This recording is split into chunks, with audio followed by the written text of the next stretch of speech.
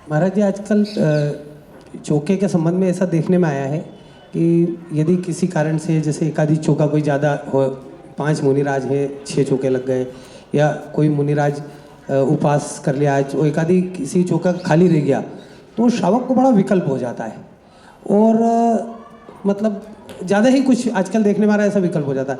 तो जिनका चौका खाली जाता है उन लोगों को उस समय कैसा भाव रखना चाहिए? आप देखिएगा कि जिनके चौके खाली जाते हैं उनको 3 कम 9 करोड़ मुनिराजों को आहार दान देने का सौभाग्य और पुण्य बंधता है। पहली बात तो ये बता देता हूँ। कैसे महाराज, कोई किसी भी श्रावक के घर के अंदर जब चौका लगता है तो चौका ऐसा नहीं लगता कि सो के उठे और चौका लगा दिया। चौका मान लीजिए आज आपको साधु के पड़गाहन के लिए चौका लगाना है, 3 दिन पहले से घर का माहौल सुधरता है।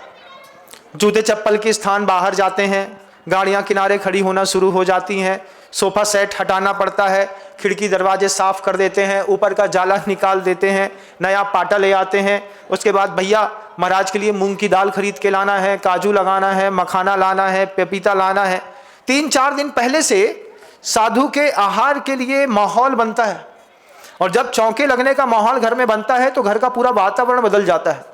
सुबह रात को मतलब सुबह 9 बजे सोने वाला बच्चा भी सुबह 6:30 बजे उठ जाता है। माँ उठा देती है, उठो आज चौका लगा है, महाराज जी आएंगे, तुम अभी तक सो रहे हो, वो अपना काम करती है। फिर सोले और असोले के जो भोजन होते हैं वो अलग अलग कर दिए जाते हैं। आलू प्याज पूरे चौके से गायब कर दी जाती है, बैगन नहीं दिखना चाहिए, भट्टा नहीं दिखना चाहिए, मूंगफली ये आपकी पत्ता गोभी नहीं दिखनी चाहिए। क्यों? देखेंगे तो लोग क्या बोलेंगे। आलू प्याज गायब, आलू प्याज की चक्कू गायब, सब गायब हो जाती है। कितना परिवर्तन होता है आप देखिए इस बात को। इतना सुधरने के बाद फिर व्यवहार होता है। पड़ोसी के घर में फोन करके बोलते हैं दीजिए कल सुबह चौका है, टाइम से आ जाइए।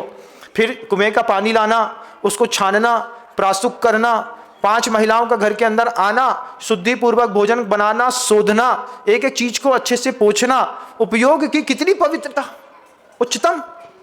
इसके बाद पूरा भोजन बनाना सुबह 6-6:30 बजे से लगी 9:30 पौने 10 बजे तक, अंतिम समय तक एक ना एक गैस में कोई चीज चढ़ी रहती है।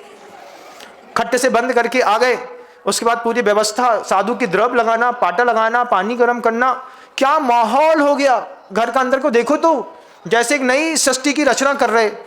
इसके बाद पड़गाहन करना, पड़गाहन करने के बाद तीव्र पुण्य के उदय से साधु का आहार निरंतराय करा देना सौभाग्य है। अब जिसके घर में आहार नहीं हुआ उसके घर में क्या होता है, उसके घर के अंदर घर वालों का सौभाग्य 10 गुना बढ़ता है। सबसे पहले आप कुछ भोजन निकाल लीजिए और मुनिराज के पास जा करके उनको आहार दान का निवेदन करिए। भगवान चौका खाली गया है, आपको आहार दान देने की भावना है, पात्र से प्रार्थना होती है, हाँ आप ले आइए, हमको दे लीजिए। 1 दिन 1 आध दिन चौका चला गया खाली, 2 दिन चला गया, कोई बात नहीं, 2 दिन घर का इतना माहौल तो सुधरा है ना, सौभाग्य नहीं है क्या है। उसके बाद यहाँ पर प्रार्थना के साथ आहार दे दिया। अब घर में बिल्कुल शुद्ध घी का व्यवस्थित भोजन बना है, पिताजी आप भोजन कर लीजिए, आओ आप भी भोजन कर लो, बच्चों को भोजन करा लो। वह भोजन जो पूरी विशुद्धि के साथ आपने साधु के केवल ज्ञान की प्राप्ति के निमित्त बनाया था, अब उस भोजन को आपके परिवार के लोग जब शांति के साथ कर रहे हैं, उस समय आपके परिवार के लोगों की कसाई मंद रहती है, आपकी कसाई के मंद के लिए निमित्त बनता है। सात्विक भोजन घर का मिल जाना बड़ा सौभाग्य है। इतना कुछ अच्छा हो रहा है, आपको इतना अच्छा क्यों नहीं दिखाई देता? साधु नहीं आए कोई बात नहीं, जग में जितने साधु जो जो जहां पर आहार कर रहे हैं, भगवान सबके आहार निरंतराय संपन्न हो, ऐसी भावना के साथ उसको प्रसाद समझ करके और अच्छे से ले लिया, जाकर के निवेदन किया, भगवान मेरा पुण्य बढ़े ऐसा आशीर्वाद दीजिए, आपके चरण रज को अपने घर के अंदर चाहती हूँ, ऐसी भावनाओं के साथ बोला। और कंपटीशन क्रिएट होना चाहिए इसमें। यह नहीं कि 4 साधु हैं 4 चौका 3 चौका, 4 साधु हैं 14 चौका, तब तो समझ में आए कि किसका पुण्य तगड़ा है।